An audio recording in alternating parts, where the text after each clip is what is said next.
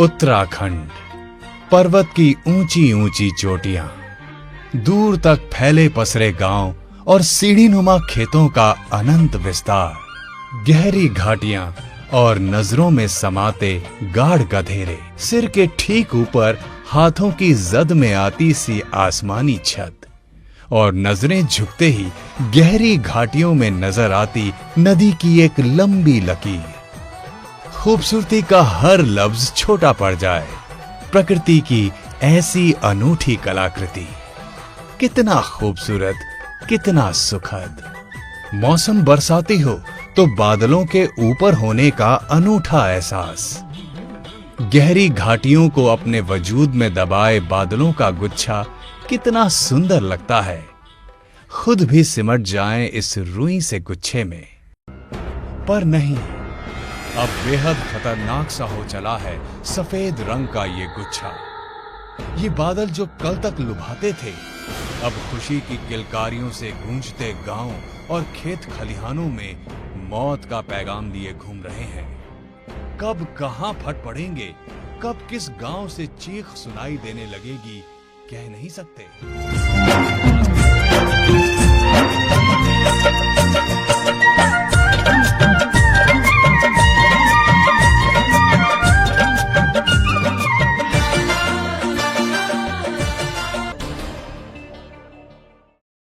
परेशानी हो गई थी, थोड़ा लैंडस्लाइड हो गया, इसकी वजह से थोड़ा सा हमें देरी हो गई। यहाँ पे लोग सुबह से हमारा इंतजार कर रहे थे, जो हमें सहयोगी, हमारे शुभ आभार प्रकट करना चाहता हूँ, उनको थैंक्स बोलना चाहता हूँ, क्योंकि इतने दूर से हम लोग आए और इनका सहयोग अगर नहीं होता तो हम शायद उन लोगों तक नहीं पहुँच पाते। इसलिए मैं अपनी तरफ से, आप सभी लोगों की तरफ से, मुंबई में जितने भी लोग हैं उन सभी की तरफ से उनका तहे दिल से उनका आभार प्रकट करना चाहता हूँ। आप देख सकते हैं हमारे बीच जगमोहन कन्याल जी हैं, इनका थैंक यू वेरी मच। आपका योगी जी का भी धन्यवाद, आपका विनोद शाह, इनका भी मैं बहुत बहुत धन्यवाद करना चाहता हूँ। आपका भी बहुत बहुत धन्यवाद करना चाहता हूँ। तो बोलेंगे। मैं तो बहुत आभारी हूँ आप लोगों का, कि खास करके पूरी मुंबई की टीम का, जिन्होंने इतना बड़ा प्रोग्राम आयोजन किया। यहाँ हमारे लोगों की दुख दर्द में उन लोगों की मदद करने की आपने कोशिश की है, तो प्रयास किया है, इसके लिए मैं बहुत बहुत धन्यवाद करना चाहता हूँ। Thank you very much. देखिए, राजेश जी ने जैसे कहा कि उन्होंने मतलब ये हमारा शुक्रिया अदा किया है, हालांकि ये उनका बड़प्पन है, क्योंकि धन्यवाद तो हमें करना चाहिए, क्योंकि अगर इनका सहयोग नहीं मिलता तो शायद हम उन लोगों तक नहीं पहुंच पाते। हमारी पूरी कोशिश है कि हम जो दुखी लोग हैं, जो पीड़ित लोग हैं, उन तक पहुंच सकें, उनके आंसुओं को पहुंच सकें, उनका दुख, उनके जख्मों में मरहम लगा सकें। और आप जितने भी लोग इनकी सहायता के लिए तैयार हैं, उन सभी लोगों की तरफ से मैं इन सभी लोगों का आभार व्यक्त करना चाहता हूँ। अब हम लोकेशन पर जाएंगे और वहाँ की जानकारी आप तक हम लोग पहुँचाते रहेंगे, और उसके आगे की जानकारी मैं आपको बाद में दूँगा। Thank you very much.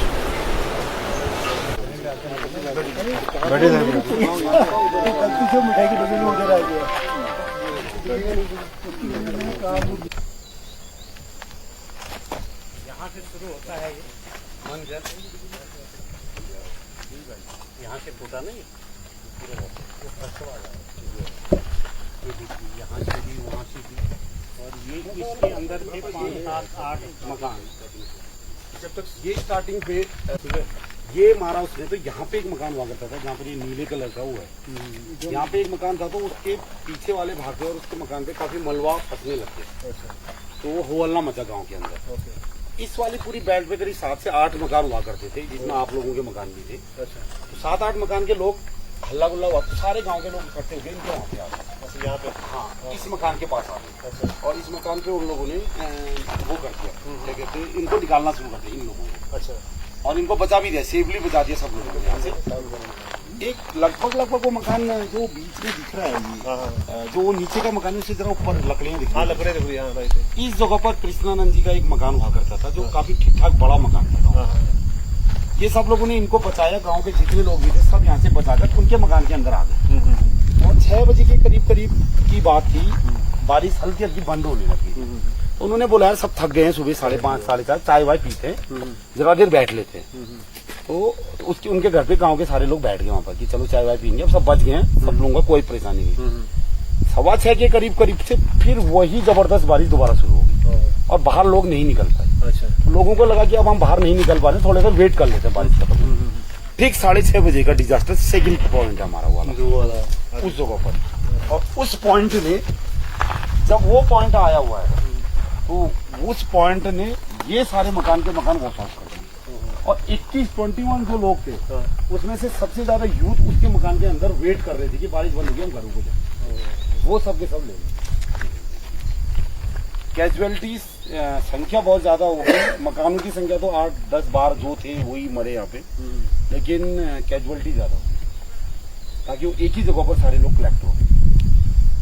Video ले रहे हैं। इस वक्त हम लोग बस्तड़ी गांव में आ चुके हैं। एक ऐसा गांव, बसा बसाया गांव था जहां पे काफी परिवार सुख शांति और खुशियों से रह रहे थे, लेकिन एक ऐसा हादसा हुआ जिससे पूरा का पूरा गांव शमशान में बदल गया।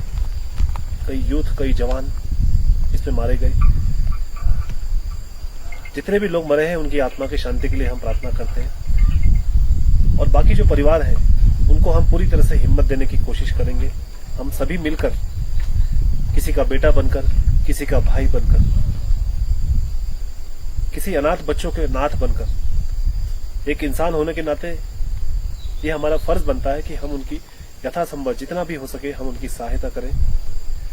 ये देख सकते हैं नीचे जो गांव, जैसा कि बताया इन्होंने, ये पूरा का पूरा जो है गांव हुआ करता था, और ये पूरी तरह से ये यहाँ पे एकदम सन्नाटा छाया हुआ है।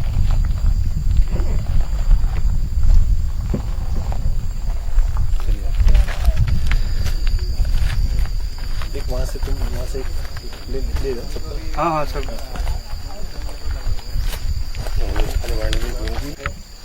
यहाँ पर एक समय ऐसा था कि यहाँ पे अच्छा खासा मकान हुआ करता था। यहाँ एक परिवार बसा करता था।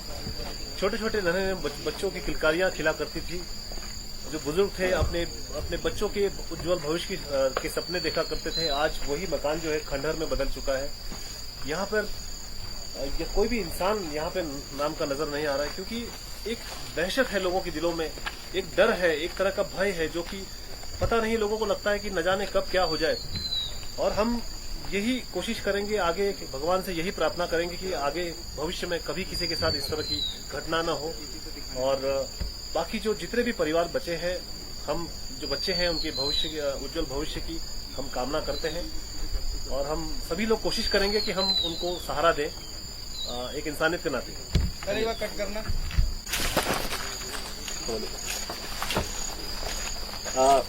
ये देख सकते हैं, ये किताबें हैं, जिन किताबों को छोटे छोटे बच्चे पढ़कर अपना भविष्य बनाने की कोशिश करते हैं। उनके माँ बाप उन बच्चों के लिए एक अच्छे सपने बुनते हैं। जो बच्चे हमारे देश का भविष्य होते हैं, और इस हादसे की वजह से ये किताबों का जो हाल हो रहा है उससे आप अंदाजा लगा सकते हैं कि उन पर कैसी बीती होगी। जिस वक्त ये घटना हुई होगी, उन बच्चों पर, उनके परिवार वालों पर कैसी आफत आई होगी, कितना दुख, कितना दर्द उन्होंने सहा होगा। इस हादसे से, इन किताबों से आप अंदाजा लगा सकते हैं। मैं यही चाहता हूं, हम यही चाहते हैं, हमारी पूरी टीम ये चाहती है कि आप सब लोग मिलकर उन बच्चों का भविष्य जो है फिर से संवारें, उन्हें अपने जीवन में आगे बढ़ने की हिम्मत दें, हौसला दें उन्हें, और अपनापन दें। धन्यवाद। एक लड़का इनका बाहर था, पिथौरागढ़ गया था इत्तेफाक से, इसलिए बच गया। बाकी 3-4 लोग जो परिवार के अंदर थे, 4, और एक लड़का बहाव में निकल गया। वह जो ही उसने ऊपर से देखा तो वो भागने लगा अपनी जान बचाने के चक्कर में, वो उस बहाव में बढ़िए, प्लीज अरे प्लीज हमारे ये अरे हमें अकेलापन महसूस हो रहा है आपके आने से। हमारे रिकॉर्ड हुआ यहाँ पर सुंदर मकान हुआ करता था, एक सुंदर बसा बसाया गांव था जहाँ पे नन्हे मुन्ने बच्चे खेला करते थे। एक परिवार बसता था यहाँ पर, उनके सपने बुने जाते थे। आज वही जो घर है खंडहर की तरह बना हुआ है। मैं सभी, आपका नाम क्या है? शंकर दत्त भट्ट जी से जानना चाहता हूँ, इस मकान के बारे में कुछ बताएंगे? इस मकान के अंदर 4 लोग दब गए, और एक लड़का अपनी जान बचाने के चक्कर में जो ही भागने लगा तो ऊपर से ये बहाव आया और उस बच्चे को लेकर के चला गया। तो इसने पर जब ये सब के सब दब गए तो नीचे ऊपर के लोगों ने आकर के उन लोगों को निकाला, लेकिन इसके अंदर उनकी मम्मी जो थी, मम्मी बहुत देर तक, यानी कि सुबह 6 बजे से लेकर के शाम के 3 बजे तक दबी की दबी रह गई। तो क्षेत्रीय लोगों के और हमारी आर्मी के सहयोग से ये 3 बजे बमुश्किल निकल पाई यहाँ से। तो वह लेडी अभी हल्द्वानी सुशीला तिवारी अस्पताल में एक पांव उसका बहुत बेकार हो चुका है और उसका इलाज चल रहा है, लेकिन कितनी जल्दी वो ठीक होगी इसके बारे में अभी कुछ भी नहीं कहा जा सकता। जैसा कि आपने देखा, इन्होंने बताया कि जो हादसे जो सुनकर भी हमारे रोंगटे खड़े हो जाते हैं, हमारे आंसू निकल पाते हैं, हम अपने आप को रोक नहीं पाते।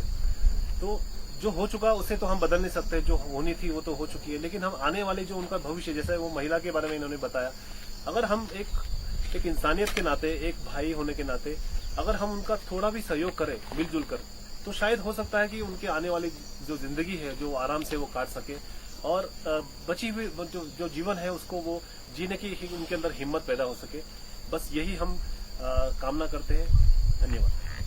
से बात कर दीजिए ताकि वो हम आगे की कार्रवाई कर सकें। उनको हमने सुरक्षित रख दिया है, लेकिन इतने के बाद मैंने वहाँ के लोगों को कलेक्ट किया और सब हम आने लगे। पूरा ये जगह यहाँ पर मैं पहुँच चुका था।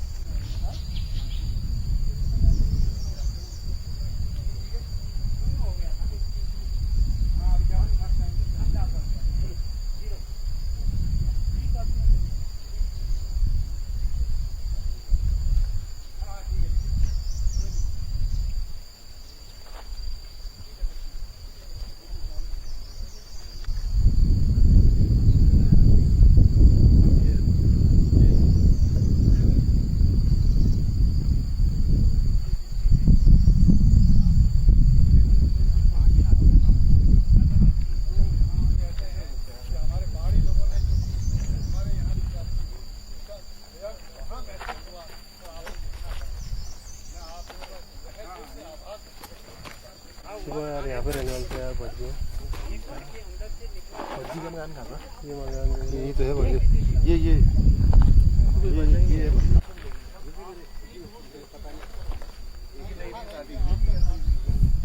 गार्ड देखो कंटिन्यू क्लिप लेने में बोला भी जब हो जाएगा उसको आपको बताएंगे जानकारी। मुझे एक्शन बोलिएगा।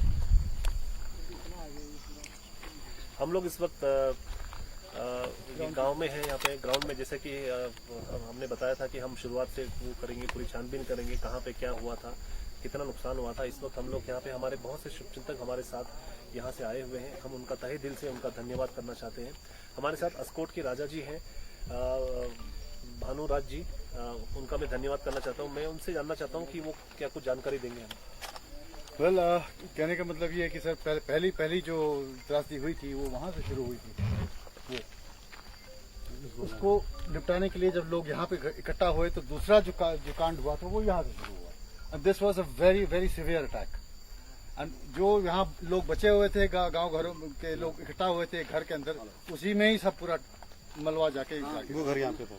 सो और यहाँ जो था ये जो इलाका है यही था, ये घर यही था। दूसरा वाला जो कांड वो बहुत ज्यादा, सबसे ज्यादा सिवियर तो दूसरा वाला था।